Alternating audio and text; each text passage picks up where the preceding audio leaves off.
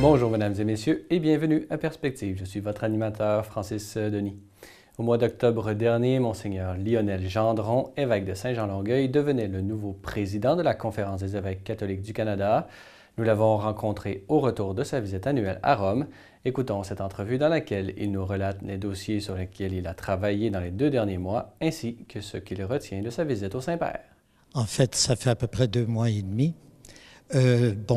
Il y a toutes sortes de dossiers qui apparaissent là, et c'est sûr qu'il y a des questions d'actualité qui sont d'importance et où nous avons à intervenir comme évêques. Ce que nous voulons, c'est promouvoir les soins palliatifs. Alors ça, c'est une question que l'on travaille. Ensuite, nous avons pris déjà à la plénière une résolution importante par rapport à nos sœurs et à nos frères des Premières Nations. Et souvent, nous connaissons les Premières Nations, mais il faut ouvrir aussi au Grand Nord avec les Inuits. Puis il faut ouvrir aussi, il y a une partie de la population que l'on appelle les Métis. Alors, on fait un travail actuellement. Déjà, on a amorcé des actualisations de certains services, mais nous allons plus loin. Nous voulons vraiment que ça devienne un engagement, pas uniquement des évêques, mais un engagement de l'Église. Alors, quand le pape nous invite à aller aux plus pauvres, chez nous, nous les avons, nos plus pauvres. Ils sont bien sûr dans des réserves, mais ils sont aussi dans nos villes, souvent.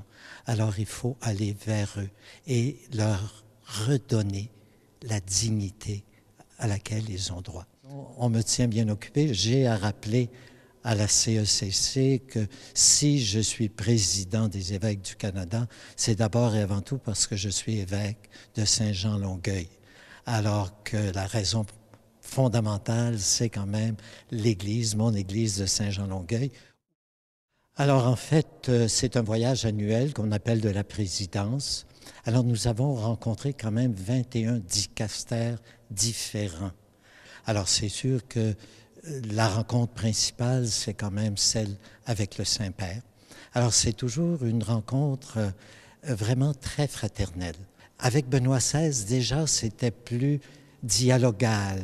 Je dirais, les gens ne nous faisaient pas nécessairement la leçon, parfois, quand c'était nécessaire, mais il y avait vraiment un dialogue et il disait comment ils sont là pour nous aider.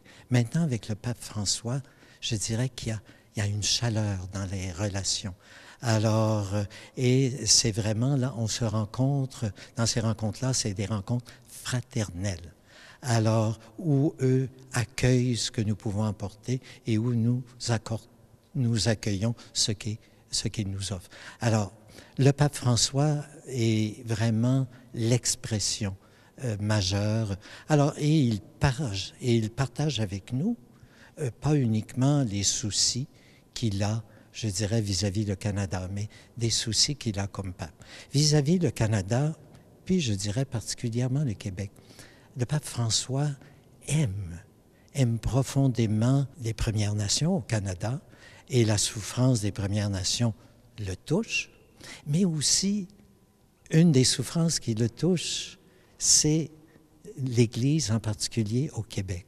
Et pour lui, que le Québec ait envoyé de par le monde plus de 5000 missionnaires. Et là où se trouve aujourd'hui le Québec, ça le peine beaucoup.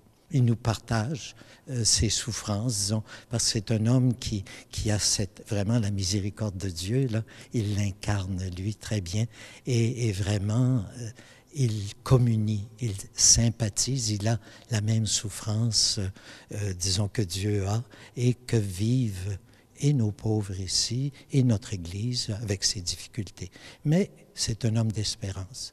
Alors, il nous stimule pour aller de l'avant et porter le témoignage, la joie de l'Évangile. Voilà, c'est tout pour aujourd'hui. Revenez-nous demain pour une autre édition de Perspective.